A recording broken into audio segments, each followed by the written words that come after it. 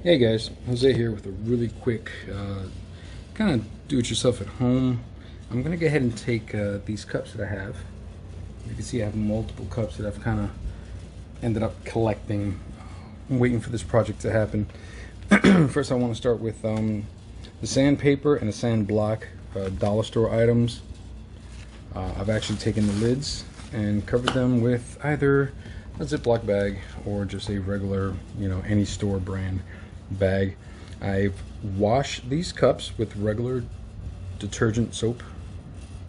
So whether you're using Dawn or something else, I'm gonna get and wipe them down with a regular paper towel with alcohol, just to get any little bit of grease or anything that can mess up the paint that I'm gonna put on these. I'm gonna start with these two. A good friend of mine, Tina, she made some Batman, because I'm a big Batman fan, designs with Jose, and I'm going to go ahead and start with these two coffee cups. I'm going to go ahead and tape the top of these. That way I'm going to leave a little bit of silver on there. So what's going to happen is I'm going to put the design on the cup. I'm going to go ahead and actually paint it black.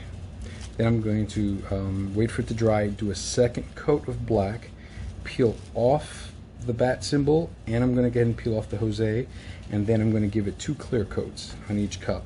See how those turn out, and then I'll go ahead and do the rest. Some of them, like for example, this one was actually somebody who decided they just didn't want the cup anymore. They didn't have the lid for it. I think they dropped it. The bottom is not the best. So that one I'm not going to tape the bottom like I did here. I'm going to do the whole thing, probably in black Batman, and then I'm probably going to go ahead and do the ones for the family. That's why you see 4 of them back there. So quick process, like I said. I put the Ziploc bag on here, then put a little tape on there, and what's going to end up happening is once I push these in, it'll keep the lid from getting painted. And since this is going to have a very small strip, kind of like this one here, of tape for the silver where your lip is going to go, that's going to keep the paint off of there. So sanding it, very simple. Some of these had logos from whatever companies they were originally from. I was looking for one, like for example the ones you could find at the dollar store, for me to kind of add it to this project, but that didn't happen, so that's going to have to be on the next one. If not, maybe I'll add it to the end of this. So again, lightly sanded them, washed them, warm to hot water, and I'm to use the alcohol at 50% to go ahead and take any little bit of oil or anything that was left, and put the lids on, or whatever plastic I'm going to go ahead and use for the tops, and then I'll take them outside and start painting. Hey guys, so here's the first one. As you can see, put the bag on there, got that ridge on there, and I covered up a little bit of the bottom because later on I will be turning these upside down. I want to leave a kind of a little bit of a bottom on there. Here's the next one, and what I've done is I've taken an extra long piece of the painter's tape, again, dollar store. Look at the size of the roll you get at the dollar store. And if you find it thinner, I think it's probably better, especially for this project. I'm going to go ahead and sit them right next to each other. That way I can pretty much eyeball it and measure them up. It's probably not going to be perfect. And then here's the lid for that one. That way I can kind of tuck that in. A little hard to do with one hand, but you get the idea. And then I'll start getting the alcohol to clean them up and take them outside and paint them. Alrighty, there you have it. Now, let's see about putting these logos on here. Again, I'm going to clean it with the alcohol first, because I want to make sure that these stick just right. Don't worry about the positioning of the lids, because keep in mind you could always take the lid off and move them. So I think that's pretty even between those two. All right, I'm gonna get a fresh paper towel, wipe this down with alcohol, and keep going. All right, so I've wiped them down with the alcohol. I am measuring up, thinking I'm gonna have to get that bat as close to the top as I can and make sure I get these these letters on lined up just right. I think this is my paranoia stage of this process, but because of that curve right there, we'll see. Let's see how it goes. Maybe I'll get creative and what I'll end up doing is putting the bat on one side and Jose on the other. Alright, I was going to try to record me putting this on, but with one hand it was almost impossible. So this was the second stencil, the one you probably didn't see. And that's as close as I can do this without using a transfer tape. This was done by hand just now by me. Keeping in mind that if you see a bubble like that, it doesn't matter, we're taking these off. So I think it came out alright. I get to go outside and start painting, see how it goes. Just doing a really quick before.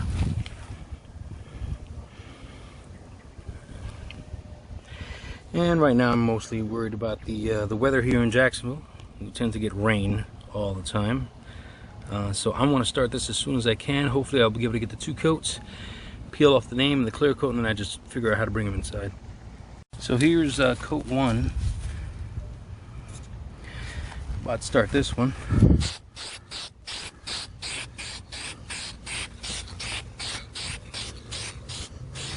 My suggestion is always going to be take your time. Take your time with it. So both of them have had 1 coat. So far it looks pretty good. Second coat should cover up anything I may have missed from the first one.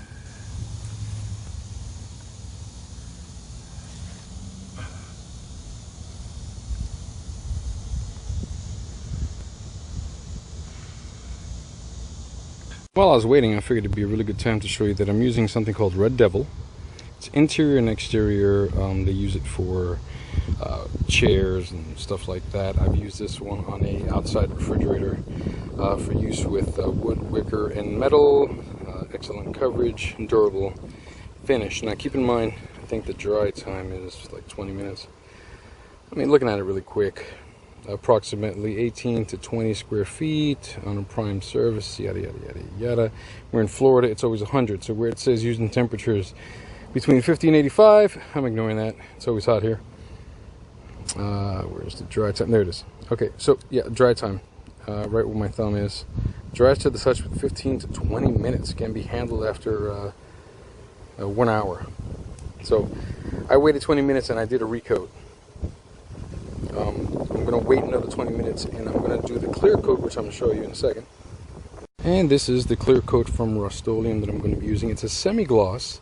I was going to buy a completely gloss, like super ultra mega shiny, and I kind of veered off. I've used this one before on some ceramics that my kids and I have done. And of course, looking here, same thing, about 20 minutes. Really should give it, looks like, a handle within an hour. So fully dry within a day. So I'm just going to go ahead and put this clear coat on. I'll give it 20 minutes and I'll bring them inside. Really good stuff.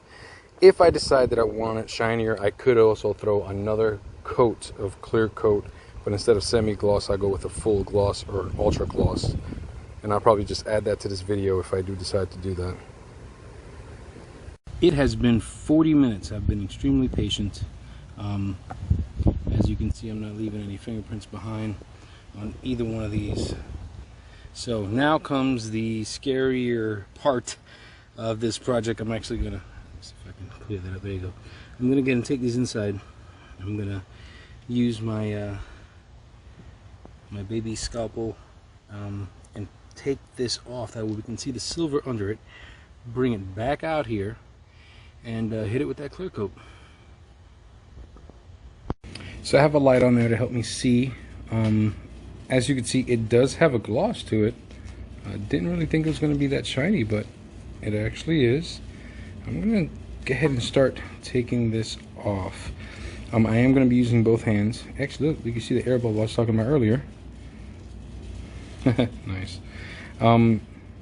So I'm probably going to take one off, and then what I'll do is when I get to the next one, I'll go one by one and just kind of take still shots just to show you. But here's the tool that I'm going to be using. Some people use X-Acto knives. I just happen to have this this scalpel, and this is my L'Oreal tweezer. I want to thank the good people at L'Oreal for making this flathead tweezer. And I'll be right back with hopefully this one off and moving on to the second one. Alright, I haven't gotten to the second one, but I did do something in the first one that my scalpel did slip and it scratched right there. I don't know how that's going to turn out. I am slowly peeling this away.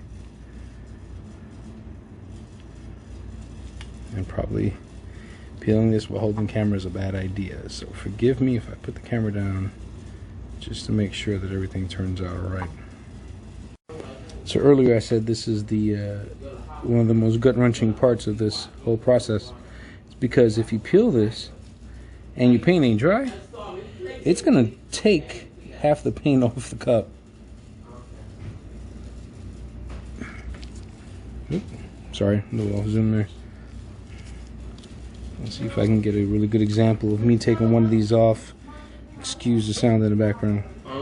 Okay, here we go. Alright, so I'm using this to gently push down on one of the sides. Once I get that down, you should be able to get the rest of it off with the tweezers. There you go. I mentioned earlier that it makes me paranoid because I can literally take the paint off the cup. This is really difficult to do with one hand. If you do pull some of it off, I'll be honest with you, you can kind of cheat by taking a Sharpie and just filling that in. When you use the clear coat, you won't even notice.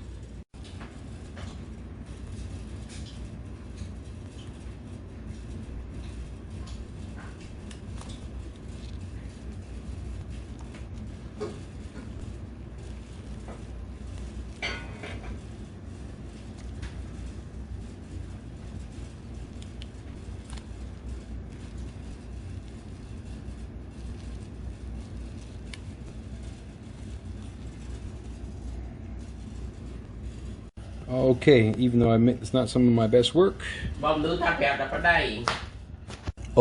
not some of my best work, I will say they came out alright. Let me go ahead and throw the clear coat. And what I've done is I've taken off the bats from here and I'm throwing them on this other one.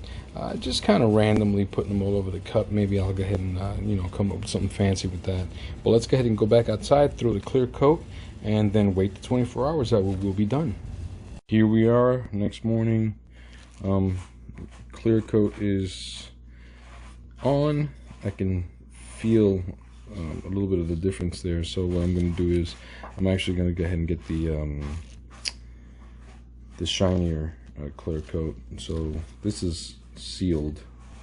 There are some spots where you could tell I got a little too close. On this one, definitely. I'm probably going to have to rework it. Maybe a light sanding.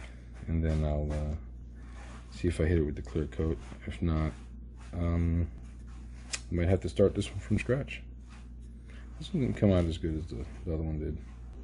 But I'm going to go ahead and start taking the tape off. And kind of hard to pop the lid with one hand.